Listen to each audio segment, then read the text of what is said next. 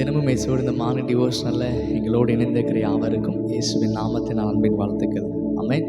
நல்ல காலை நேரத்துக்காக நம்ம கர்த்தரை நம்ம துதிக்க போகிறோம். ஏன்னா அவர் நம்ம கிருபையினால் ஒவ்வொரு நாளுமே நம்ம காண செய்கிற தேவன் அவர். அதில் ஒவ்வொரு நாள் நம்ம அதிசயமாய் நடத்துகிற தேவன். அந்த தேவனை நீரே என் தஞ்சம், நீரே என் அடைக்கலம், நீரே என் கோட்டைன்னு சொல்லி நம்ம சேர்ந்து பாடி அப்பாவை மகிமைப்படுத்த அப்படி இருக்கிற இடத்துல எல்லாரும் கண்களை மூடி நம்ம கொஞ்சம் நேரம் கர்த்தரை ஆராதிக்க போகிறோம். அப்பா நான் உண்மையே நான் தேடு, உண்மையே நான் நேசிப்பேன், உங்கள் வழிகளில் நான் நடப்பேன்னு சொல்லி அப்படியே நம்ம இந்த காலை நேரத்தை நம்ம அர்ப்பணித்தவர்களாக இந்த நாளை தேவனுடைய கரத்தில் ஒப்பு கொடுத்து நம்ம அப்படியே நம்ம கொஞ்ச நேரம் கர்த்தரை ஆராதிக்கலாமா?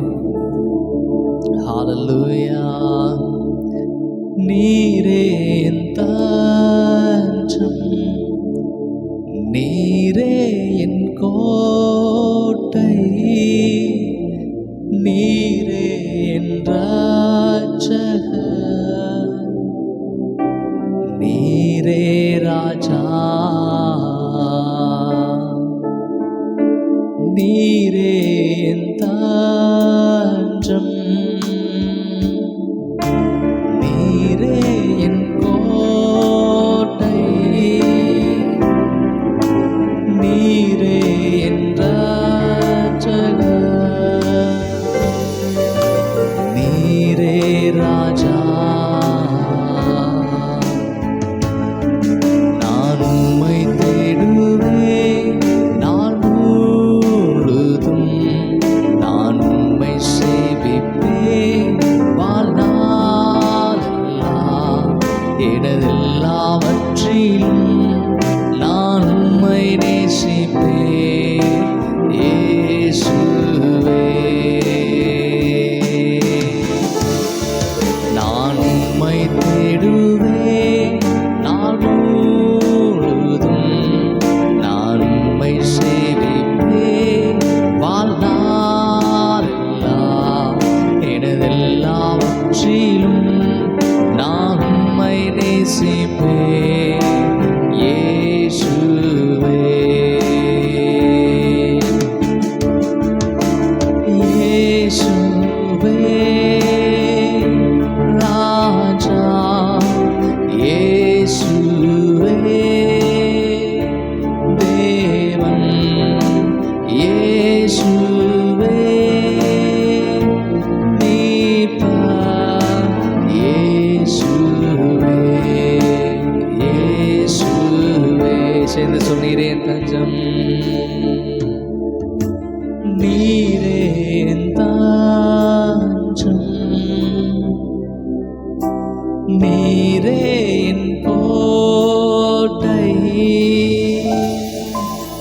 நீரே என் ரட்சகர், நீரே ராஜா.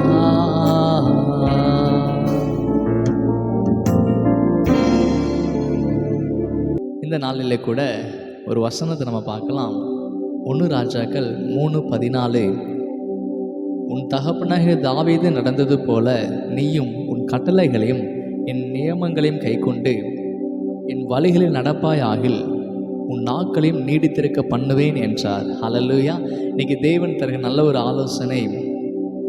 அவருடைய கட்டளைகளையும் அவருடைய கற்பனைகள் நம் கை கொண்டு நடக்கும்போது அவருடைய வழிகளில் நம் நடப்போம் என்று சொன்னால் நம்முடைய நாட்களை தேவன் நீடித்திருக்க பண்ணுகிறார். அவருடைய வழிகள் நமக்கு அதிசயமான வழிகள். அவருடைய வழிகள் நமக்கு ஒரு பாரமான காரியங்களும் கிடையாது.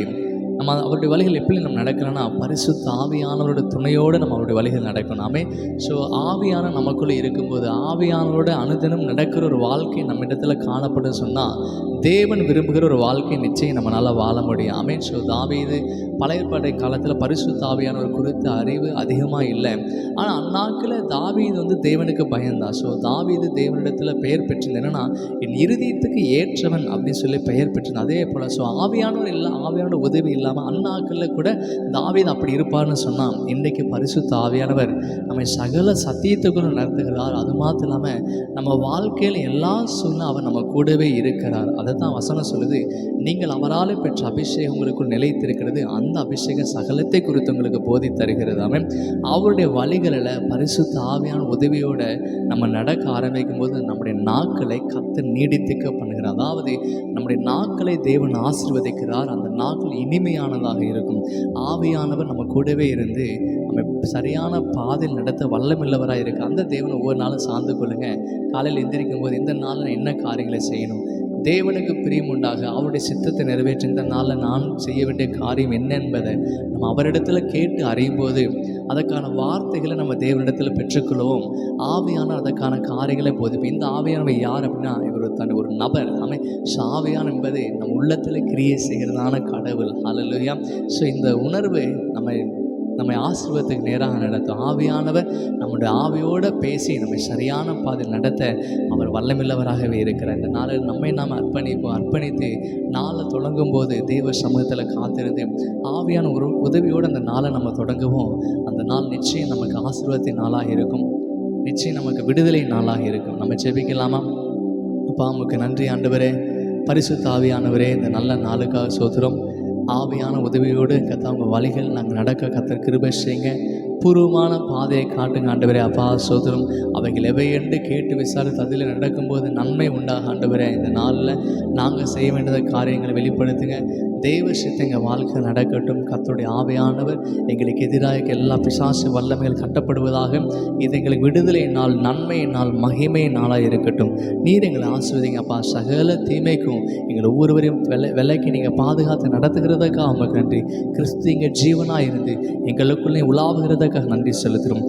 இயேசுவின் நாமத்தை ஜெபிக்க நல்ல பிதாவே, ஆமென்.